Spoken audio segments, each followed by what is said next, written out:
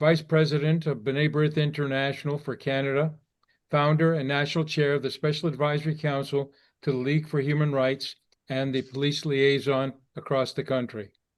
B'nai Brith is the oldest Jewish human rights organization in the world, operating since 1883, and here in Canada since 1875. These events are part of a series done in conjunction with our League for Human Rights, which is comprised of over 35 liaisons from the diverse multicultural communities, the collective minorities that are the new majority, the new face of Canada. This advisory council, now in its 23rd year, brings together diverse community leaders under the umbrella of B'nai Brith Canada in an unbreakable friendship, as friends are the family we choose for ourselves. For those of you who are new to Fireside Chats, please let me take a moment to tell you some of the impressive past Zoom guests that we have had that have given us updates and insight into issues that are important to our lives. Our past guests have included former prime ministers, former premiers, award-winning journalists, bank presidents, CEOs, leaders of policing, corporate executives, opposition party leaders, federal and provincial cabinet ministers, hospital CEOs, and human rights activists currently battling global human rights violations all around the world. Tonight, our topic is an emergency community briefing update. Due to the recent attacks targeting the Jewish community, we have changed our joint panel that did exist and shifted over to an emergency community briefing. Recent attacks on Jewish institutions have deeply shaken our community and underscored the urgent security challenges facing Jewish Canadians today. At this critical moment, B'nai Brith Canada's Special Advisory Council to the League for Human Rights has invited you to an emergency community briefing with His Excellency Iddo Moed, the Ambassador of Israel to Canada, and Simon Wolle, the CEO of B'nai Brith Canada. The briefing will offer insights into recent attacks targeting Jewish institutions in Canada and what they reveal about the current threat environment. Escalation of antisemitism nationwide and its impact on our Jewish communities. How government, law enforcement, and civil society can confront hate and protect vulnerable communities. The essential role of solidarity, vigilance, and leadership in responding to this crisis, and events that are currently taking place even today around the world. Our format for this evening will be a fireside chat. All guests will be muted. Our format will be approximately 40 to 45 minutes of conversation with our guests, followed by a 15-minute Q&A. Questions should be sent in through our monitored chat feature during the event, directed to Rich Robertson at B'nai Brith Canada Questions. Now let me take a moment to introduce our special guests. Simon Wolle is the CEO of B'nai Brith Canada, where he leads the organization's national efforts to defend Canadian values, advance human rights, combat hatred, and protect the Jewish community from anti-Semitism coast to coast. With a career spanning business, law, safety, advocacy, and education, Simon brings a dynamic blend of strategic vision, compassion, and operational experience to one of Canada's oldest and most trusted community institutions. Under Simon's leadership, B'nai Brith Canada is now entering a new era of its national presence, expanding its national presence, strengthening its advocacy and legal efforts, deepening its care for vulnerable community members, and empowering the next generation to lead with confidence and with pride. Iddo Moed is the Israeli ambassador to Canada since 2024. He was born in Amsterdam, the Netherlands. Following his military service with the IDF as an engineer corps, he joined the Israeli Foreign Service in 1992. He has enjoyed working globally on behalf of the Jewish community throughout his outstanding career in all areas, including cybersecurity and counterterrorism. He speaks 7 languages fluently: English, Dutch, French, German, Spanish, Arabic, and Chinese. Ladies and gentlemen, now please let me pass it over to our B'nai Brith CEO and our special guest, the Israeli ambassador to Canada. Thank you. Thanks so much, Aubrey. Appreciate that. And welcome, Ambassador. And thank you for joining us for this important conversation tonight. Thank you for having me. Appreciate it very much. And thank you, Audrey, for the introduction. Just a small correction. I arrived on August 23. Even longer, which has been our privilege. So thank you. So let me start the conversation just to contextualize the moment a little bit. We all have our experiences in our cities in Canada right now, but are Jews around the world really facing a historic turning point on anti-Semitism? Is that happening right now? Well, before we begin, I just want to thank everybody for coming on this conversation this evening. Very much appreciated to see so many of you take the time to join us. I made this little correction because what I wanted actually to say is that I've been here just a little bit shortly before October the 7th. But being born in the Netherlands and having lived there a significant part of my life, I have a sort of comparison. When I came here and I thought, big Jewish community, of course, much bigger than that in Holland, but very, very strongly connected to Israel. And there is anti-Semitism and it's growing, but, it is something that we sort of have to live with, in sort of a question mark there. I used to have conversations with my father who he came back to Holland after a while, and he was living in Amsterdam, about anti-Semitism. And I was saying, well, look, it's disappearing. And lo and behold, October 7, 2023, and we saw what happened after that. So the spike in anti-Semitism that skyrocketed is a phenomenon that reminds us that there is something very fundamental about how Jews are perceived within their community. But perhaps we'll talk about it a little bit later. There is something else behind it that made the phenomena that we face today much more aggressive. And this is something that we should pay some attention to. Yeah, absolutely. Let's make sure to circle back to that. We've seen in recent days here in Toronto, we've seen synagogues, Jewish institutions, businesses shot at, harassed, other attacks, and it follows years really of escalating harassment and intimidation that's been directed at the Jewish community here in Canada.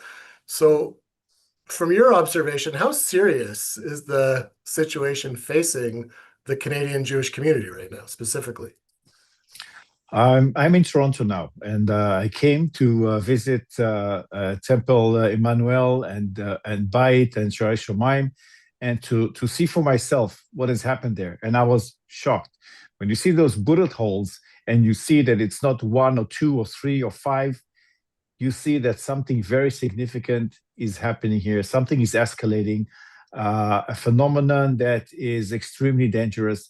And so throughout the time from when I arrived here until now, we've seen arson attacks, we've seen physical attacks on the street, we've seen businesses being harassed and damaged. And I've been speaking to so many people, communities, organizations, Jewish public servants network, medical staff, teachers, all Jews, and all saying the same thing. There is a huge spike in anti-Semitism. So what we see is something that is very significant, and I understand very, very well the community's concern. So this morning, I was there not just to express solidarity and to say, we people of Israel see what's happening here, because President Herzog also spoke with leaders here. But it is also to say we are very concerned about this, and we need to do, as Israel, as the state of Israel, something that will support the Jewish community in their effort to protect themselves and also to strengthen their resilience. We all have great resilience. We see that also in Israel. Rockets are raining, and still people say, well, this should be happening if we know that at the end of the day, that threat of Iran is eradicated, and Hezbollah and all of that. And that resilience exists here as well. But facing the hate and the other phenomena that we see around us is never easy. And Right. so for me, it's the important it is to be there to show that we are together and we can work together to alleviate some of the challenges that we see and we face. Are there any strategies that are already being talked about from Israel's side that could be shared right now? Well, there are a lot of aspects to it. As we know, when we are talking about anti-Semitism, there are different layers. So we're talking about education. Yes, we have some ideas about how Holocaust remembrance education can be introduced where it's not been introduced, where it can be expanded. We have programs that talk about combating hate, online hate. That's another aspect, which we hopefully will expand more. But our strategy is to introduce any knowledge and know-how that we have in Israel on education, law enforcement, and government-to-government cooperation that can enhance and strengthen what is already happening or introduce new things that are not here. So I'll just mention the conversation I had today with the chairman of Yad Vashem in Jerusalem, Danny Dayan, talking about how can we do new things together with Canadian counterparts. For example, government employees, online courses on Holocaust remembrance, just for government employees in government in Canada, broadly speaking, provincial or federal. Programs like that, teachers programs that already exist, expand them, do them perhaps online, distance learning, all kinds of things. Whatever we can do, we will push and introduce and try to introduce here to counterparts on the education level. And on law enforcement, we have other programs as well, bringing delegations of representatives of police to Israel to share with them our experience in combating hatred, in dealing with counterterrorism, with many other aspects. So quite an extensive program. And I just will tell you this, we have a very clear objective this year, and that is to create a significant change in the way anti-Semitism is being dealt with here in Canada, in a soft way, together with the government, but as also with you, with B'nai Brith and other organizations. You've been doing tremendous work in raising their awareness, the campaigns that you're running, the information that you're providing online, the hotline that you provide, all of these and many more other things that you do that you probably also mentioned yourself are extremely important. So this is what I'm talking about when I'm talking about this collaboration between us to create that difference in approach to combating anti-Semitism. I appreciate all of that. And, we're going to come back to the physical security piece, because I know that's very much on the minds of probably everybody who's joining us. And we have people joining us here on the Zoom, but also on YouTube and other formats that are being shared. So there's a wide audience here. Do you think that the battle against anti-Semitism today is as much about the narrative and the misinformation that's out there as it is about the physical security piece that we're going to talk about as well? So I would connect these two things to different sides. The narrative, that's for the outside world. That's definitely an issue we have to deal with. If the idea exists that Israel is there needs to be delegitimization of Israel in a public domain, and we see efforts for that.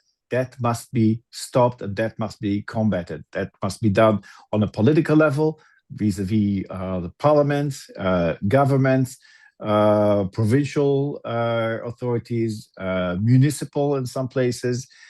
For example, this idea of APR, anti-Palestinian racism, which is just about that, delegitimization of Israel. So things like that, that is one thing. The other side is the physical protection, and that's a whole different issue. Over there, again, there are several layers. I know that government has pledged $10 million. I've heard that some communities say we don't have enough time to actually have access to that money. That's an internal Canadian issue. If Israel can be in any way, shape, or form helpful in that, of course, we will do that. But first and foremost, it's a Canadian law enforcement that needs to be dealing with that, and we'll offer our expertise and we'll offer our know-how and technology, and we've done that and we'll continue to do that, so that people will feel safer. And not just feel safer, but I think what very, very important in security is that they see that they are safer. So there's visibly, I don't know, more police, cameras, whatever. That's also a very important aspect, also in deterring any kind of adversary. So, we've had a lived experience here in Canada that as tensions in the Middle East rise, the Jewish communities here across Canada are often treated as sort of the stand-ins for people's anger, frustration, disagreement on the conflict in the Middle East. So what do you think is driving this escalation? Is it unique to world climate today? Is this expected from your point of view? What's your response to that? Is this something that is unique to Canada, etc.? I think that what drives this mostly, in my experience, is that it comes to communities, the background of the communities where this kind of approach comes from. And apparently when there is a Middle Eastern background, you will see much more quickly this kind of pinning the Middle Eastern conflict on Jews around them. But it's not necessarily the case. So you would see also, for example, I think the best example that I can think of is the very early attack on Indigo bookstore 2 years ago. That at the end of the day, they found that there were teachers here in Toronto who actually were responsible for this. So that's a great example. It's not necessarily, Middle Eastern background. It can be a lot of other things.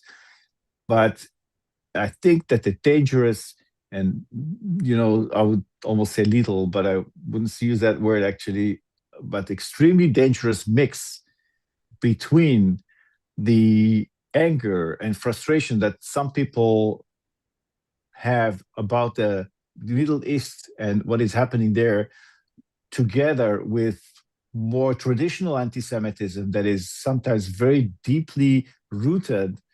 That mix is extremely dangerous. It is getting a lot of support from ignorant crowds that don't even bother to delve into the facts.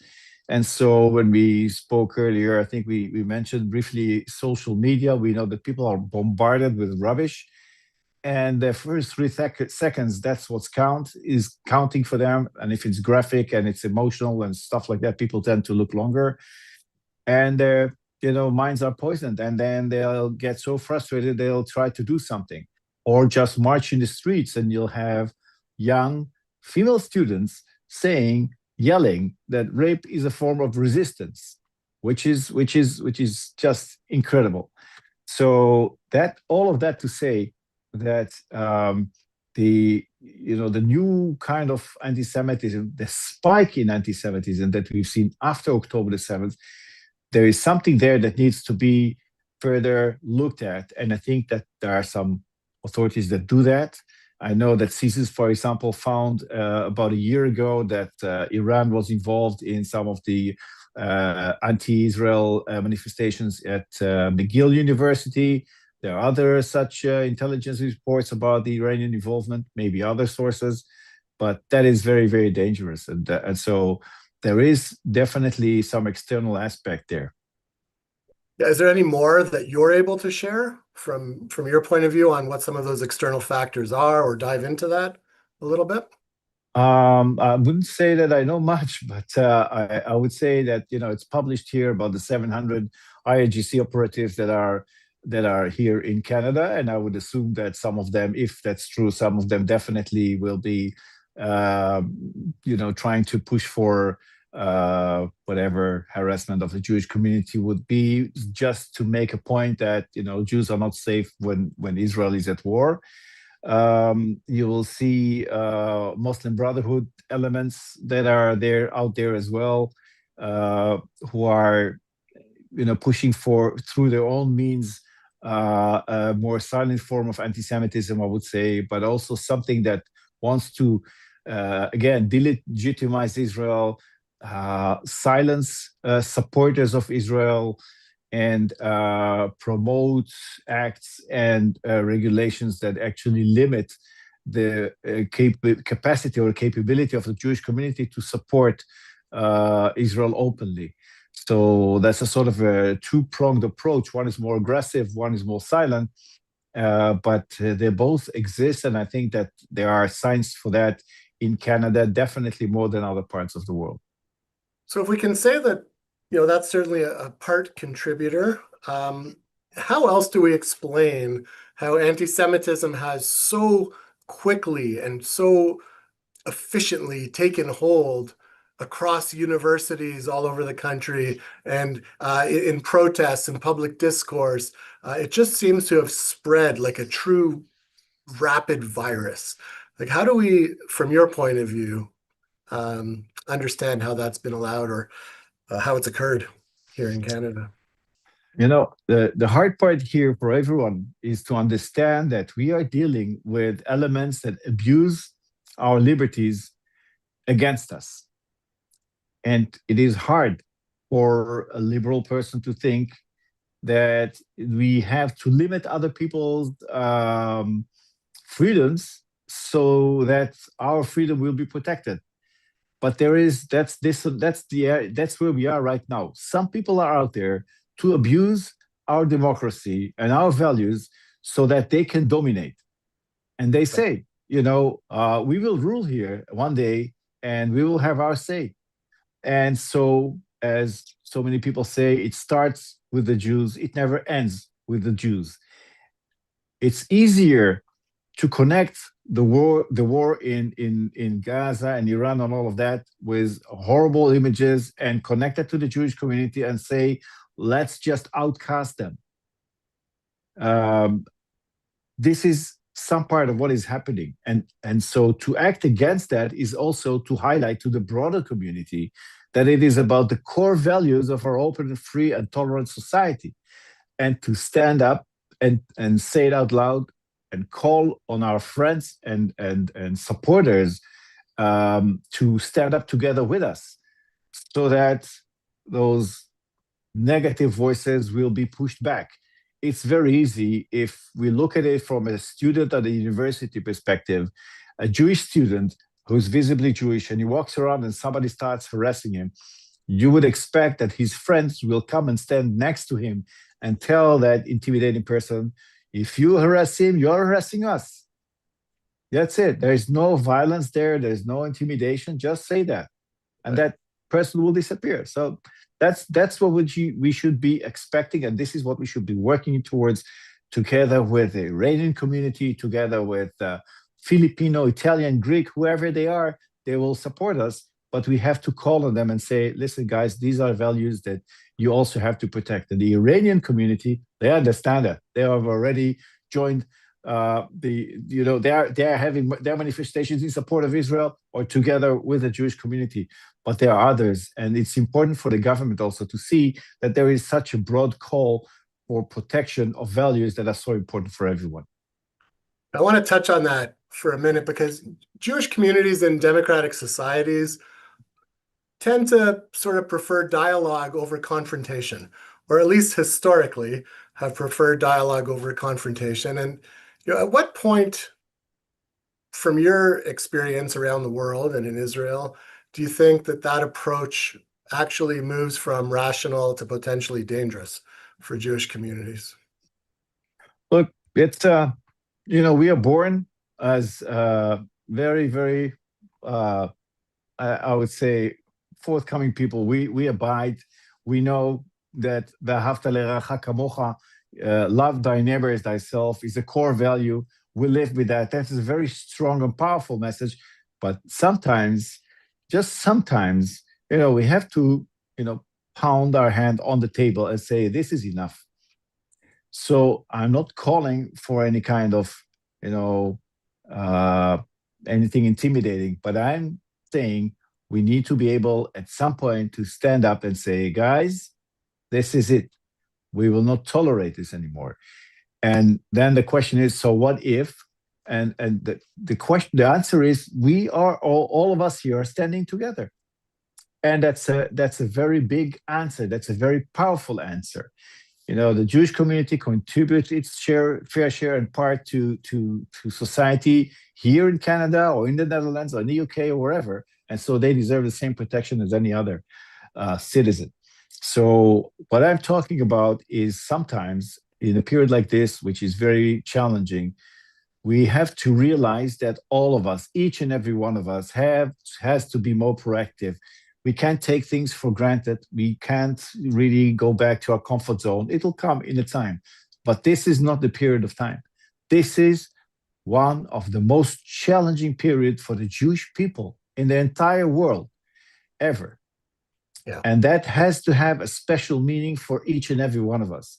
So when we are speaking about an emergency session here this afternoon, I think that the issue is not just what government does, but look into ourselves and see and ask ourselves, how can we do more to be more vocal, more proactive, do more in education, do more in culture, do more, write more, reach out to others, but do some action that will make others understand we are here, we will not tolerate this and that.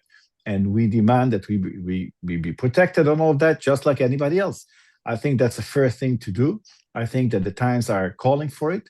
I'm conveying to the government a very clear message that Jews feel abandoned, and Jews in Canada feel that they are not protected enough.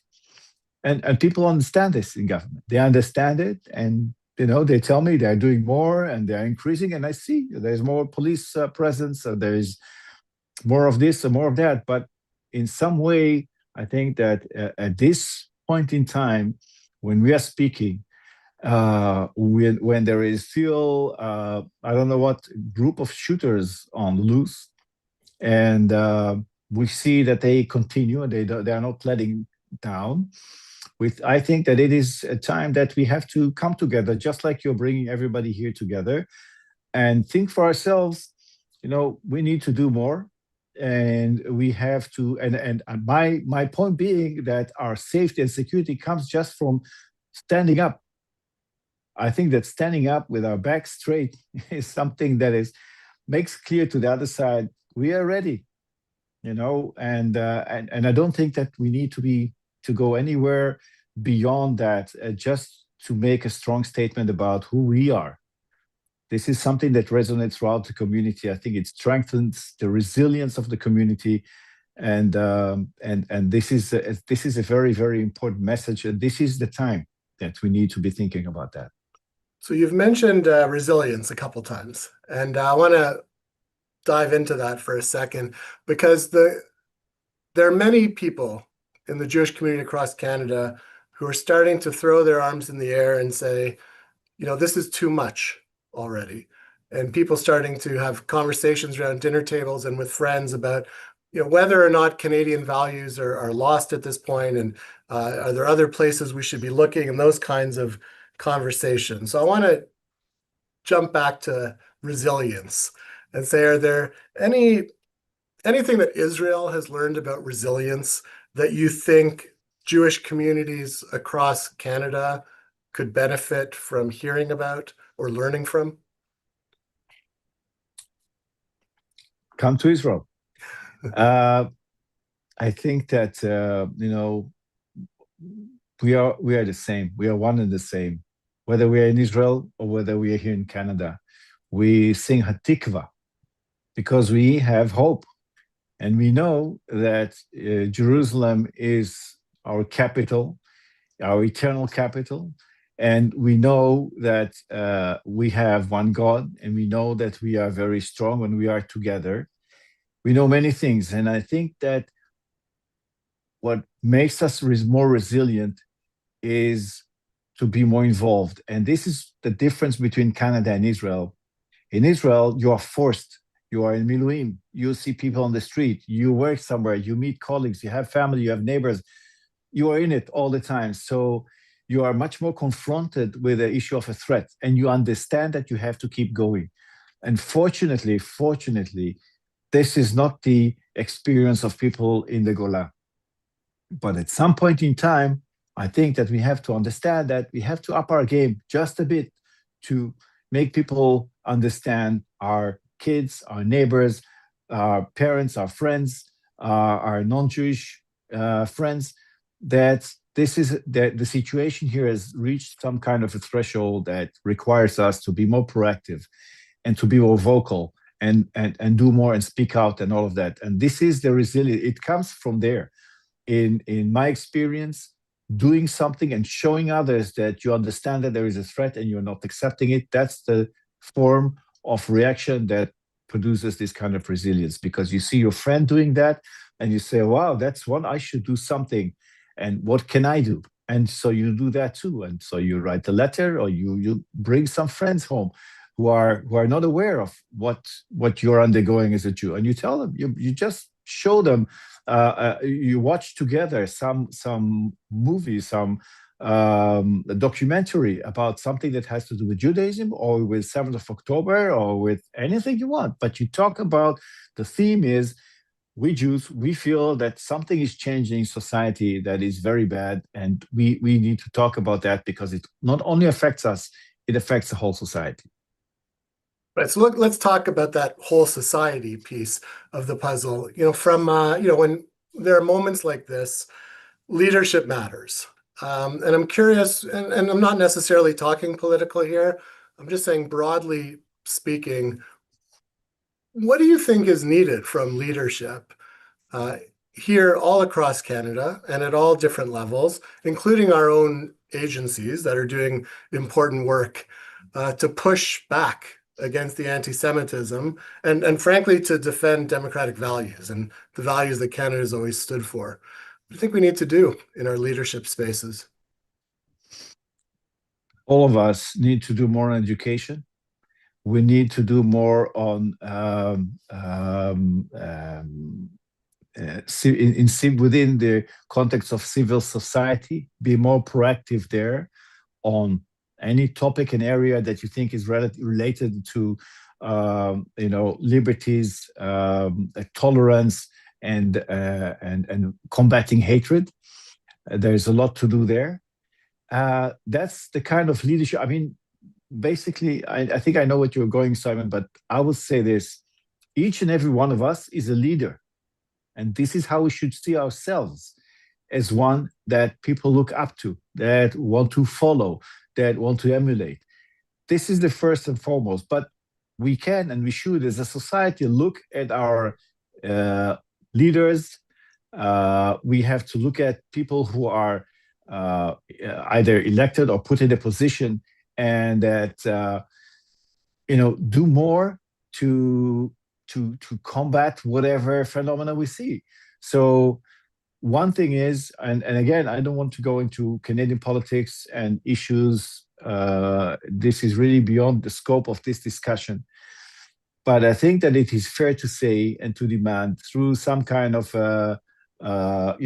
petitions and campaigns. I saw that CIJA does that, and I see that others do that, to call for action. And that's fair. And that is That is always fair. It is always a thing to do. Any community and any society should be really encouraging its members to do that, because this is how you bring to the awareness of the leaders that maybe they have to change their priorities. Yeah, and similarly, just in the last few days, but certainly, since the beginning of our long history of advocacy, we've made specific asks, and we very recently had 8 specific asks that were put forward to various levels of government. We're happy to see the funding come, and that's emergency funding parachuted in for that 10 million that you mentioned earlier around security specifically. And lots of the institutions and businesses are being forced to significantly increase security, as you know, and that funding will help a little bit towards that. Are there any lessons that you think you can share from your experience that would help prioritize how agencies, institutions, businesses should be thinking about their own security in this climate of anti-Semitism right now? I'll share with you an idea that we proposed to government a while ago. We organized a roundtable discussion in Ottawa, some international experts and government and Jewish organizations, to talk about what is sort of a comparable study about anti-Semitism. And of course, you know it because you were there, but a part of the discussion there was about what is happening elsewhere, and a part of it was what each party was doing. And outside that discussion, I reached out to one of the senior government officials there, and I told him this, and this is something that you can also initiate. Why don't you do a tabletop exercise, a simulation, and just think of a scenario and think of an emergency, of something that is happening, or a developing situation. How would you cope with that, and how would you recruit the cooperation of the grassroots organization, the Jewish organization? And I propose this to government because that would allow them to shape the scope and the scenario and anything, and also empower the organizations in terms of, they know that they have a role to play if something is developing. And I propose this to you too. Do that, create that, do some kind of exploratory work about what can transpire that has a very clear, confined borders, so that you don't just float away in some kind of a very theoretical case. And then have a tabletop exercise and have several people from the community, from a municipality, from police, from schools, from anybody who think you can be involved, and discuss together, okay, this is what's developed, this is how this scenario looks, what do we do about that? And then introduce maybe just another level of change. This is a great way to familiarize everybody with the capabilities, with the shortcomings, with proposals for a change. I think that's an idea that can be very, very helpful, and it doesn't require anything. It just requires some people to create that scenario and people to agree to come together in a closed and confined and safe space, so nothing will leak, nothing will be held against somebody else. We are just working for the same purpose, and use that as a tool to increase not only their resilience, but actually increase the security, because this can lead to very concrete proposals within the current legislation and so on, regulation. Yeah. Well, I appreciate your unintentional lob over to me, but we haven't announced it yet. So I guess now is as good a time as any to say that we will be initiating a program, an opportunity very similar and along those lines. So for people watching, stay tuned, coming soon with details around that. So absolutely, we agree, we support, and we're going to initiate. So, I want to shift gears for a minute. I want to talk about all of the warnings we're getting from security experts about the growing influence of different extremist ideologies that are coming into the country from all sources, including links to terrorist organizations. Are there any warning signs that you think we should be watching for? Are there any clues that maybe we're missing that's infiltrating into our community more than we realize? When we look at the difference between some people say you can distinguish between anti-Israeli approach and anti-Semitism. So the benchmark is whether the same approach applies to other countries or only to Israel, because then it's very easily, you can say it's anti-Semitism. So I would say that when we are trying to distinguish between actions that are anti-Semitic or not, you can see that there are political lobby organizations that focus only on Israel, even if they, pretend to be speaking on behalf of Muslims. But you'll ask them, do you know what the latest numbers are of victims of the battles in Sudan? All Muslims there. They wouldn't know where even was the latest battleground there that caused the death of tens of thousands. It was a massacre in Fajr. But most people wouldn't know that. So there are signs you can just test that. You can see that they only have one trajectory, and that is against the Jews. That is usually a case when you understand that there is a real threat there emanating there against the Jews, and not the case that they pretend to be protagonizing or supporting or lobbying for. And other parts are when you see that, an organization like Samedun with Cheryl Cates, very clearly and very easily to see that they are linked with the Popular Front for the Liberation of Palestine, and that there is another offshoot there, Massar Badil, that these organizations have a very clear agenda. And then look at the pamphlets of all kinds of events, and you'll see all of a sudden the solidarity between other organizations. You can see that all of a sudden the Palestinian youth movement is not just a youth movement, it has an agenda. And again, there are Canadians behind it. There are people who are not originally from Canada, or maybe refugees here, or have not a permanent status. It doesn't really matter. And of course, there is the traditional sources, so that is perhaps easier to decipher. My case being that after October the 7th, we see much more involvement in anti-Semitism coming from groups that are more oriented towards the Middle East, and usually most of them have something to do with Palestinian and or Muslim advocacy.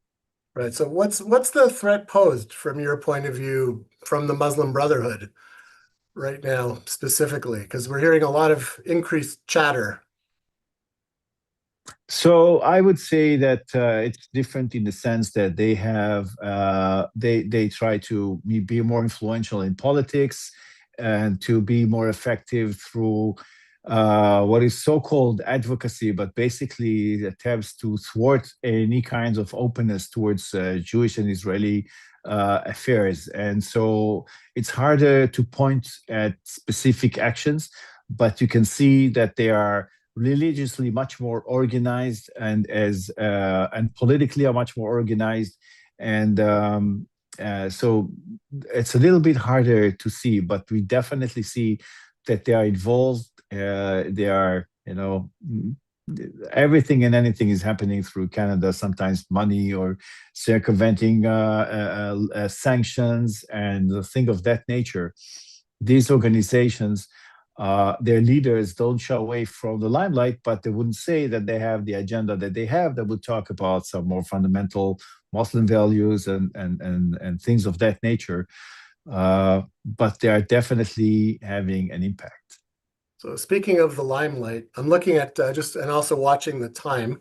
I want to give a little bit of airtime for some of the questions that some of our community members who have joined us, which we're very grateful for, have asked in our private chat. I know you can't see them, so I'll just go through some of them in the time that we have left together. So I say speaking of the limelight because one of the questions is, how concerned should Canadians be about the upcoming Al-Quds Day? Do you have any thoughts on that right now, being Saturday? Absolutely. I can tell you that I shared my concerns about this with all levels of government I've been speaking with, from excuse me that I confessing Saturday, from Shabbat, previous Shabbat. I got on the phone and spoke with many people. This is very worrying. It was banned in the UK. It should be banned. It's a hate march. It is nothing else than an attempt to openly and massively delegitimize the state of Israel and to call for its annihilation. And so there is no reason whatsoever to allow such a march to take place. That's my take on that. That's my diplomatic answer.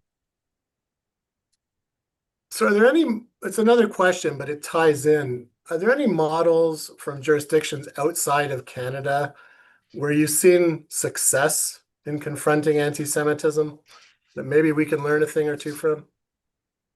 I would leave out the part of learn from, because I wouldn't presume to say what Canada needs to learn, but I do see that some countries and some places also here in Canada that take a strong approach on all these ludicrous attacks or events like the encampments at some universities and so on. When strong and immediate action is taken, that is usually very successful in thwarting future such incidents, because people understand that we don't mess with these guys.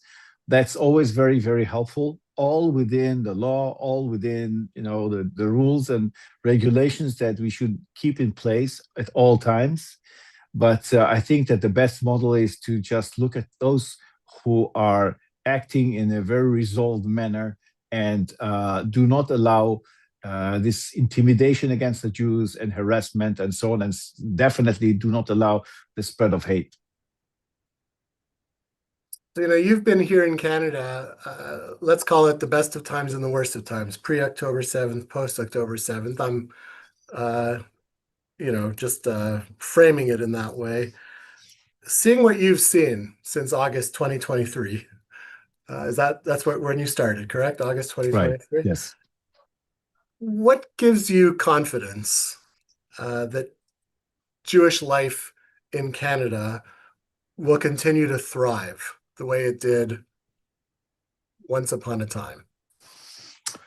A lot of things. One is the school kids, 10 graders I met yesterday and had the honor and privilege to speak to in Ottawa, and to tell them that everything that we do for Israel, for the Jewish community, all of that is for them. Because I know that when they will become adults, they will do the same for the next generation. And I see this kind of hemshechiyut, continuity, also here very, very strongly in Canada. And so this is the source of confidence for me. I see the community so active and proactive, supporting Israel, being active on events and on active online here today, this evening. I have all the reasons to believe that this community is as strong as any other, and so no doubt that Jewish life will thrive. But it is hard, and I hear a lot of people saying we should move to the States, maybe we should move to Israel. And of course, I'll encourage everybody to come to Israel tomorrow morning. But you choose your life and your destiny the way is best for you. And staying here in Canada and contributing to Jewish life here is just as important as anything else. It's all about our Jewish people, and we know that it will always be partly in Israel and partly in the diaspora. That's a fact. We don't see that changing. So therefore, it's important for me also as the ambassador of the State of Israel to do whatever I can to strengthen the community, be part of it, and to show my solidarity. But I see that it is a very strong, resilient, and powerful community. And I thank each and every one of you for that. So in the last couple of minutes that we have, let me leverage off one of the questions that's been sent to us from one of our participants.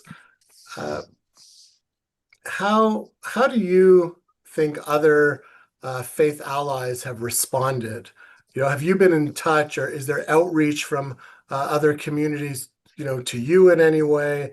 What's your take on how successful we're being in engaging solidarity outside of the Jewish community? From a diplomatic perspective, my colleagues, I hear so many of them so supportive and sympathetic to what is happening, to actions that we do in support of the Jewish community. I see a lot of concern also among them. So I see that foreign diplomats see what is happening here in Canada and are very concerned about that, and they share it with me, and all, just as they support some of the things that I'm doing, and that's very, very strengthening and encouraging for me. I think that what we can do, again, I mentioned that a few times, is really stand up and say to all our to our environment, as Jews, we don't accept the situation, but you as non-Jews should not accept the situation, because it actually matters to you just as much as it matters to us. At the end of the day, any government is looking at the people and want to see what matters most for the people. Whether there is a bill in Parliament now to combat hate, or there's another bill to do something else, the point being that the people at large have to be able to convey their message strongly and in a unanimous voice as much as possible, and to say, when it's enough, to say enough is enough. And I think this is one of those times. And I think that just to say again to B'nai Brith that the work that you've been doing is so tremendously important. And the fact that you see so many people here this evening on this call join us, that means that they also feel, each and every one of them feel that they have to be doing something, not just ask questions, but actually do. That's very, very encouraging. So I thank you for that. Yeah, thanks. So I'm going to ask you, just because we only have time, I think, for one more question before I'm going to steal two questions, actually. One from the chat, and I'm going to ask you one last question before I turn it over to Aubrey, just to wrap up our session together. So one question from the chat, B'nai Brith did an intensive study on bias in the media with CBC. Honest Reporting did a study as well looking at bias. Do you have any opinion on how the Jewish community or our community at large can overcome bias in the media? Is that a space where you have any knowledge or insight? My father, as I mentioned, used to live in Amsterdam. He would write his hand off, as I say. He would write letters and letters and letters to media sources and correct them and demand them to take back stories or to apologize and so on. It helps. It helps. We have to do this. We have to let know these sources, let them know that what they do is wrong. And when we can react to posts on social media, on X, or on anything else, and complain about hateful, violent, whatever, harassing comments, we should do that as well. Always react. Never take this insults for what they are and say, oh, nobody sees that. No, react to it. I think that is extremely important, but also report it. And I think that B'nai Brith also is collecting that information, and that also is very, very important, because together, concentrated and compiled, this is a powerful message also to government, to decision makers. So first, react. Second is report also to the Jewish organization, let them know that you've seen that. That's extremely important. And never take any insult or anything and say, just shrug it off. Well, sometimes small things, but really react to it. Let people know you don't accept it. Here's my last question for you. And I'll start just by saying how grateful I am that you've joined us here to share your insights from your point of view with Sure. our community. And like I said earlier, this is going out to thousands of people on different mediums. And everybody is so grateful. I know I can speak on their behalf that you've given us your time tonight. Personally, I'm incredibly grateful. Thank you. So here's my last question, and then we'll turn it over to Aubrey. If history has taught us anything, especially about anti-Semitism, do you think that there's a lesson that all of us need to remember right now at this moment in time? The difference between now and the dark past of the middle of past century, is that we have a state. We have a country, we have a homeland for the Jewish people. And that homeland is a source of strength for all of us. I'm not saying go there, but I am saying connect yourself with it. Be part of it in your own way. Make sure that this is part of your identity. It's important to follow Jewish traditions, but it is also extremely important to show that you're a Zionist. And Zionism is a combination of Judaism and religious sentiment in any way, shape, or form. And standing up for being a Zionist, this is the most important message that we can deliver. We have a beautiful country in Canada that you can be very proud of and protect it as an open, tolerant, and liberal democracy. And we have a beautiful country and a marvelous homeland that is called the State of Israel. And I think that each and every one of you can be very proud of both and can show it to your community in order to say, this is who we are and this is what we'll continue to be. And it's a very important message that people really sometimes don't understand. They just overlook it. They say, well, you're Jewish, so why would you care about Israel? And the difference is that all of us in our hearts, when we land in Ben Gurion, we say, we are home. Because something there in our genes connects us to that place. We don't speak Hebrew, maybe. We've been there, we've never been there, but there is something in us. And that something is connected to our Zionist identity. Being a proud Zionist, this is what it's all about. Ambassador, my friend, Am Yisrael Chai, thank you for being here. And to every single person that has joined us, we're so grateful that you took the time to be with us and hear this important conversation. Aubrey, over to you. Thank you so much. A thank you to our guests for a very informative, enlightening, sincere, and detailed Zoom and YouTube chat. Your unprecedented work and discussions of facts and truth is appreciated by all those who have come to Canada for a better life for their children, grandchildren, and future generations. Our most sincere thank you, and a special thank you to all of tonight's attendees from across Canada and elsewhere. As we continue our fireside chats and YouTube events, we will continue to keep you informed of our dates and special guests. With a closing remark, thank you for joining us this evening, and let's pray for light to overpower darkness during these very difficult times, and you and yours, please enjoy a safe spring and summer. We will see you at the next fireside chat.